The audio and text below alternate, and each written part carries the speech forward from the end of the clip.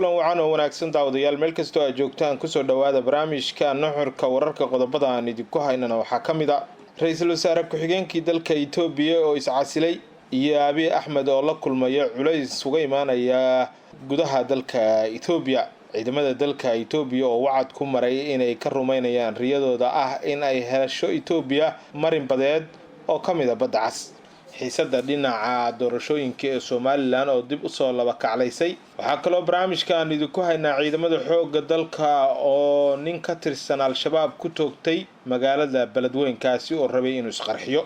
qodobadaas iyo qodobo kale oo xiiso leh ayaa ku daawan doontaan barnaamijka nuxurka wararka oo inta badan aad kala socotaan channelka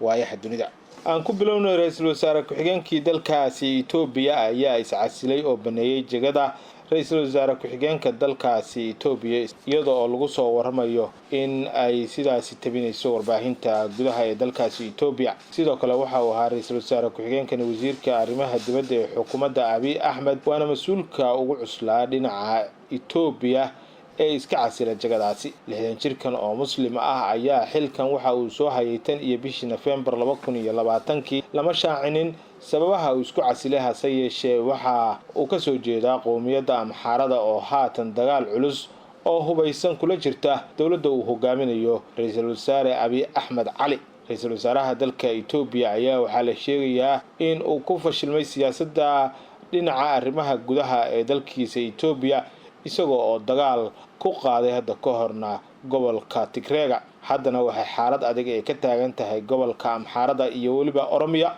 iyadoo labada jabhadood ee ka kala tirsan labada qowmiyadoodba ay dagaal xoogan ay kula jiraan xukuumadda Abiy Ahmed Itoobiya ayaa waxaa ka taagan dagaalo sokeeyo oo qowmiyadeed kuwaasi oo khatar ku ah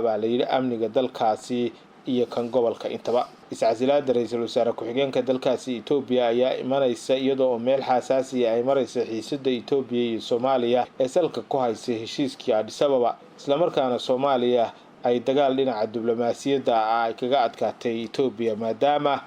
ay duulaan iyo faragelin ay ku samaysay gudaha Soomaaliya ciidamada dalka Itoobiya oo soo saaray bayaan ay ku qoreen barta ay ku leeyihiin Facebook ayaa waxa ay sheegeen inay Itoobiya ay ku dadaalayso sidii ay u heli lahayd ama ay uga rumayn lahayd riyadeeda dhinaca badda cas dawladda Itoobiya ayaa wacad ku martay in ay ka rumaynayso riyadeeda dhinaca badda cas ayna marnaba dib uga laaban doonin war qoraal oo lagu baahiyay bogga ciidanka gaashaandhigga ee dalkaasi Itoobiya ayaa waxa lagu sheegay ciidankeenu waxa ay mar walba ay heegan u yihiin xaqiijinta guulaha dalka saaxiibka aan dariska nahay ee Somaliland waxa aan kula heshiinay inaan helo irid badeed iyo waliba saldhigga ciidanka badda Somaliland kaas oo faa'iido u leh Somaliland annagana faa'iido noo leh ayaa lagu yiri qoraalka ka soo baxay ciidamada dalkaasi Itoobiya warkan ka soo baxay ciidamada dalkaasi Itoobiya ayaa loogu duur xulay cid aan la magacaabin oo loogu sheegay inay Soomaaliya ay u garaacayaan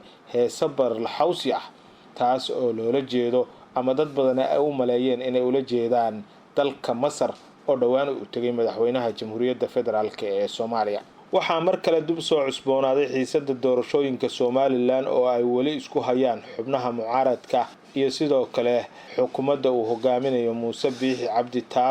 taas oo hore dib u dhac ugu yimid musharaxa xisbiga mucaaradka ah ee wadani Cabdiraxmaan Ciro oo war cusub soo saaray ayaa sheegay in ay dalbanayaan in la qabto doorashada sida ugu dhaqsiyaha badan Ciro ayaa shaaca ka qaaday in ay doonayaan in doorashada nabad ay ku dhacdo si looga digtoonaado in qalalaase hor leh ay Somaliland gasho maadaama ay jireen xaalado adag oo kale oo ay soo mareen sidoo kale waxa uu weerar afka ah uu ku qaaday madaxweyne Muuse Biixi Cabdi oo uu ku eedeeyay in uusan rabin in doorasho ay ka dhacdo Somaliland balse waajib ay tahay in ay doorashadaasi la qabto waxa kale oo uu soo hadal qaaday dhibaatooyinka ka jira Somaliland isagoo oo tilmaamay in deegaan kasta ay ka taagan tahay dhibaato inteeda leeg Cabdiraxmaan Ciro oo hadalkiisa sii wata ayaa waxa uu xusay in haatan Somaliland ay u baahan tahay badbaado isla markaana loo baahan yahay in maanta laga badbaadiyo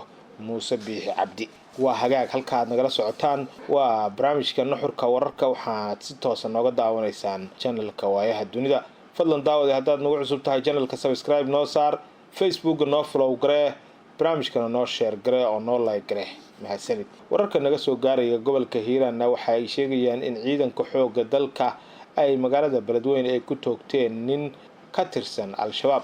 ninkan ayaa la sheegay inuu doonayay in uu dhibaato u geysto bulshada ku nool Beledweyne isagoo oo ku hubaysnaa baastoolad iyo bamgacmeed iyadoo ciidanka xoogga ay ka hortageen dhagartiisa. howlgalkan oo ka dhacay xaafadda Bundaweyn ayaa waxaa fuliyay askari ka tirsan guutada shanaad qaybta 27aad oo la sheegay xogtana ay horay ay u heleen. ninkan oo ka mid ahaa xubnaha ururka Al-Shabaab ayaa waxaa la sheegay in uu lahaa qorshe si uu dhibaato u geysto gudaha magaalada. sidoo kale waxaa loogu baaqay bulshada gobolka Hiiraan inay la shaqeeyaan ciidamada ammaanka si looga guuleysto sugidda amniga iyo waliba in dadku inta badan ay badqabkooda. ma aha markii ugu horeysay oo ciidamada xoogga dalka ay ka hortagaan damaca Al-Shabaab iyo waliba dhibaateynta shacabka xilli dalka uu ka socdo dagaal ka dhan ah kooxda Al-Shabaab